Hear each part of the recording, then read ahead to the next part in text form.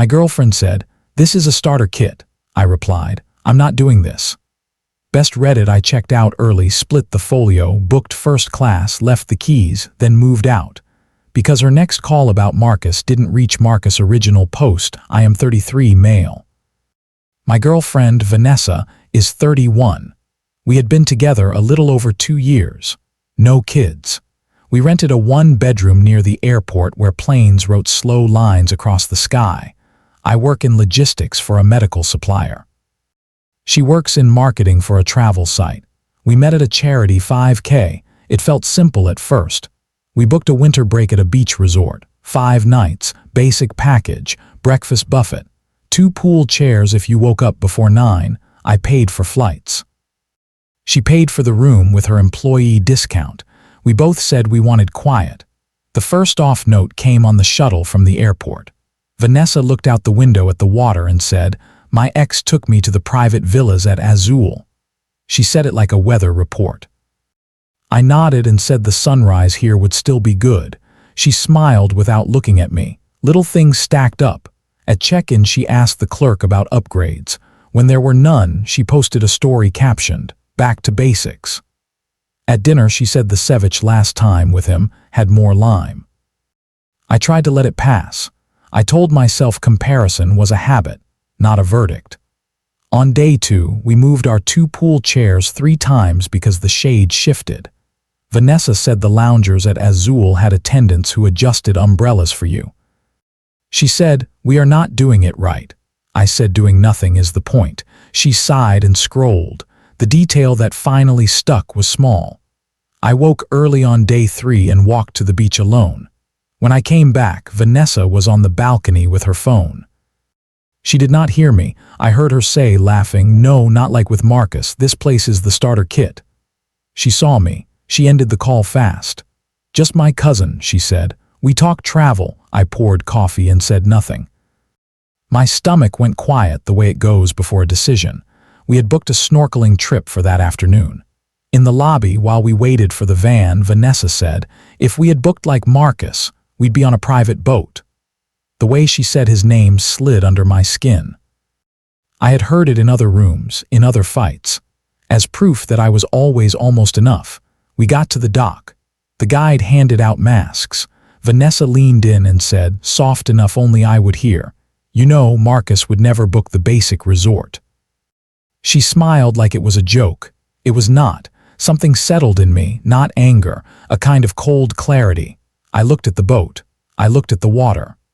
I looked at the woman who had spent 2 years measuring me against a person who was not here. I did not shout. I did not make a speech. I said, "I am not doing this." She blinked. "Doing what?" "Being here while you date a memory," I said. I handed my mask to the guide and stepped out of the line. On the walk back to the resort, I felt light and strange. I kept my face calm because I wanted to remember this as a choice, not a scene. In our room, I sat at the desk and opened my laptop. I pulled up our reservation. I read the terms. The package allowed early checkout with a fee. Flights had space. My company had a negotiated fare on our airline. I had points. I checked. There was 1 seat in first on an afternoon flight. I booked it. I canceled the rest of the room in my name and paid the fee with my card. I left Vanessa's name on the remaining night she had added. I asked the front desk to split the folio. I sent Vanessa a text so there would be a record. "I am checking out today." I paid the fee. "Your night is still confirmed. Enjoy the rest of the trip." I packed my bag. I left the key cards on the desk. I took a photo of the room as I left. Not a fight. A file. Update 1. I met Vanessa by the pool when she returned from the dock. The sun hit the tiles in hard squares. People laughed. The bar blender hummed. She saw my bag and frowned. "What is this?" she said. "I am leaving," I said. "I checked out." "You are being dramatic," she said. "Over a joke." "It was not a joke," I said. "It has not been a joke for 2 years. I am not going to spend my vacation listening to you praise a man who is not here." She glanced around like the pool might offer lines. "You are really flying home?" "Yes," I said. "Today." "You can't just abandon me here," she said. You are not abandoned, I said. You have a room, you have the beach, you have your phone. You are fine. She searched my face for a flinch. I kept my voice level. We can talk when we are both back in the city, I said, but I am done with the comparisons. I am not your budget version. That is so unfair, she said. You make everything about money. You made it about status, I said. I made it about respect. She held my arm. Stay, she said. We can upgrade the last 2 nights. There is no upgrade that fixes the sentence you love to say, I said. I am going to the airport. Her mouth tightened. You will regret this, she said. I will regret waiting so long, I said. Not this. I picked up my bag. I walked across the lobby. I heard her call my name once. I kept walking. The shuttle driver loaded my suitcase and asked how the stay was. I said, short. He laughed like I had made a joke. At the airport, I moved through the small steps. Check-in. Security. A seat near a window. When I boarded, the attendant took my carry-on and pointed to a wide seat with a small pillow. I sat down. I felt nothing like victory. I felt relief as quiet as the hum that starts when the plane pushes back from the gate. Update 2 back home, the fallout arrived on schedule. My phone filled with messages before I landed. Vanessa sent paragraphs, then question marks, then one line that said, unbelievable. I did not reply. I texted one friend who knew our patterns. Home early. I will explain later. He sent a thumbs up and a pot of soup emoji that made me smile. I took a cab to our apartment. I showered. I put on clean clothes. I looked around our living room and felt both grateful and tired. I sat at the table and wrote a short plan. End the relationship calmly. Move out fast. Split bills clean. No fights on the internet. No speeches to her friends. Pack what is mine. Keep records. Sleep. I booked a hotel near my office for 3 nights to give us space. I emailed my building to ask about a short-term sublet a floor up. They had one. I took it for a month. I would not sleep another night in a room where a phone had turned me into a punchline. Vanessa went loud on social. A photo of her drink by the pool and a caption about men who can't handle a woman with standards. People she barely knew wrote hearts. One mutual sent a screenshot with, "You okay?" I replied, "Yes, handling it." Then I put my phone face down and ordered noodles. The next morning, Vanessa called. I let it go to voicemail. She said I had embarrassed her, ruined her trip, and cost her a collaboration she had planned to film. I listened once. I saved it. I texted her a clean note. I will move my things this weekend. I booked a sublet. I will send my half of bills through the end of the month. Please put anything of mine in the hall at noon on Saturday.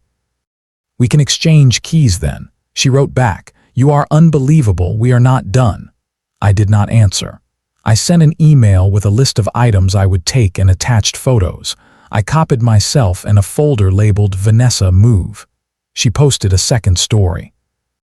A long note about a boyfriend who abandoned her in a foreign country. She tagged the resort. I did not reply. I called my parents. I told them I was okay. My mother said she would drop by with groceries. I said I had food. She dropped by anyway and left fruit on the doorman's desk. I took the bag upstairs and laughed once at the label on the pears. On Saturday, I arrived at the apartment with boxes, a friend, and a calm face. Vanessa had piled my things by the door. She stood with her arms crossed. No tears, just tight lines. "You humiliated me," she said. "I removed myself from a place where I was being disrespected," I said. "You left me alone," she said. "You spent 2 years telling me about a man who was not me," I said. "I left an argument I was tired of losing." She watched my friend carry out my desk chair. "So that's it," she said. "That's it," I said. "I will Venmo the utilities. I will return my key after the final walkthrough. Please do not contact my family or my work." She handed me a stack of mail and a gift bag with a souvenir shirt. "Keep it," she said. "No," I said. "Give it to someone who likes comparisons." I should not have said it. She flinched. I picked up a box and left. She tried one more tactic that week. She DM'd a few friends with a version of the story where I had a meltdown over a harmless joke. One friend forwarded it and asked if I wanted him to reply. I said, "No, let it pass." I sent that friend a photo of the plan I had written on the table. He wrote, "Proud of you." I moved into the sublet. Small bed, big window. Quiet neighbors. I set my boxes in neat rows. I slept like someone had opened a window in my head. Update 3, 2 weeks later, Vanessa texted. "Can we talk?" she wrote. "In person, 1 hour." I set the condition, public place, Sunday noon, the bench by the museum fountain. She showed up on time in a white dress that made me think of a different life. She sat. She looked at the water. She looked at me. "I went too far," she said. "I make jokes because I'm scared. I thought teasing was how you push someone to do better." Marcus did trips right. I wanted that again. It came out wrong. I still love you. "I believe you loved what I did for you," I said. "Not me when I could not match a ghost." "I can change," she said. "We can do a real trip. We can set a rule. No ex talk. We can see a counselor." "I do not want to police your mouth," I said. "I want a partner who does not need a rule to stop hurting me." She folded her hands. "I was stressed about work," she said. "Numbers are bad. The pool thing was me being anxious." "It was a pattern," I said. "Not a pool thing." Her voice softened. "We had good days," she said. "We did," I said, "and they were small and kind. That is what I want. You want other things." She took a breath. "You left me in another country," she said, like a last card. "I left you at a resort with a beach and a bar and a charged phone," I said. "You were safe. I made sure the bill was split clean. I paid the change fees. I did not cause harm. I ended harm." She looked at the fountain again. "So this is done," she said. "It is done," I said. She nodded. She stood. "Goodbye," she said. "Goodbye," I said. I watched her walk away. I did not feel rage. I felt a door swing closed and latch. Final update, it has been 15 months since the beach. My life is smaller in the good way. I moved into a 1-bedroom near a park with a pond where geese stage slow arguments. I put a small table by the window and a hook by the door for my keys. I cook on Sundays and split leftovers into containers. I run the same loop 3 mornings a week and wave at the same dog who pretends not to know me. Social fallout quieted fast. People have their own lives. The few who sided with the story that I am fragile drifted. The ones who called and said, "You did the right thing," stayed. I took the high road on purpose, and it was boring and it worked. No subtweets, no screenshots dumped in group chats, no souvenirs from a fight I no longer wanted. Vanessa leaned into her job. She posted trips I could tell were comped and trips I could tell were not. A mutual said she tried things with Marcus again and then stopped. I hope they land somewhere that does not bruise them. It is not my work. I learned to like quiet weekends. I went to the museum alone and stayed too long in the room with the big painting of a field. I took my niece to the zoo and answered her serious question about how flamingos sleep while standing. I took a woodworking class where I made a crooked cutting board, and the instructor said I did not have to be perfect to make something that lasts. In spring, I met Tara at a volunteer day sorting donated coats. We reached for the same box cutter and laughed the way strangers do when their hands bump, and it is harmless. She works in city planning. She speaks softly and asks sharp questions. On our 3rd date, I told her the short version.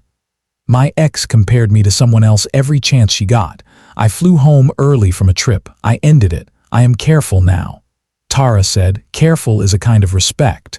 We wrote our rules small, no comparisons. No ultimatums. We name needs before they turn into jokes. We do simple things. A grocery list shared in notes. A Sunday walk that ends at the bakery that closes too early. A shared calendar with 4 dots a week. When we travel, we talk through budgets and pick one thing we each care about. If something goes wrong, we fix the plan instead of each other. We took a short trip to the same coast as last year. We stayed in a plain place with a clean floor and a balcony that looked at a parking lot. We watched the sun turn the water gold and said nothing for a long time. People ask where the revenge is. They want the first-class selfie. They want the speech by the pool that makes a crowd go quiet. I do not have that. My revenge looked like a boarding pass I did not post. It looked like a credit card charge I paid without a caption. It looked like a quiet exit handled like a checklist. It looked like not chasing, not begging, not staying at a table where I was the punchline. Work is steady. I got a small raise and trained a new hire who makes fewer mistakes when I draw diagrams. I sleep. I call my mother on Sundays. She asks if I am eating enough vegetables, and I lie by omission because she worries when I say no.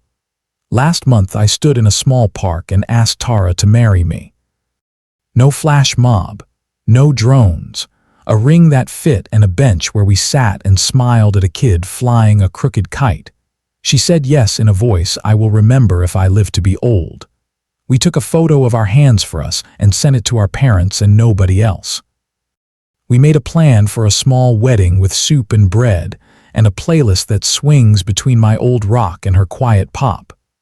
A nephew asked me at dinner why Vanessa does not come over anymore. I said, we wanted different kinds of trips. He said, like roller coasters and trains, and I said, something like that. He went back to building a tower of fries and argued with gravity. I kept one thing from the vacation, not the boarding pass, not the resort bracelet, a small page from the hotel notepad. I wrote 4 lines on the plane before we took off. Respect first, no comparisons, leave clean, go home. The paper sits in my desk drawer next to my passport. I see it when I look for stamps. It does not make me sad. It reminds me that a door is a tool. You can close it without slamming it. You can walk through it without running. You can lock it without hating what is behind it. If you are where I was, here is what worked. Believe the sentence that makes your stomach go still. Write it down so you cannot talk yourself out of it later. Choose the quiet move that protects your sleep and your money. Split bills. Keep proof. Do not argue on an app. Do not audition for people who did not save you a seat. I do not hate Vanessa. I do not wish her bad trips. I hope she finds someone who loves the version of life she loves, and she loves them back without using old names as currency. I am engaged to someone who looks at me like I am not a before picture. We plan dinners and keep our promises. When a plane passes over our street, I look up and feel the light kind of pride, not because I sat in a bigger seat once, because I learned how to get up, leave a bad table, and fly myself home. The story ends quiet. A calendar with a date circled for a small ceremony.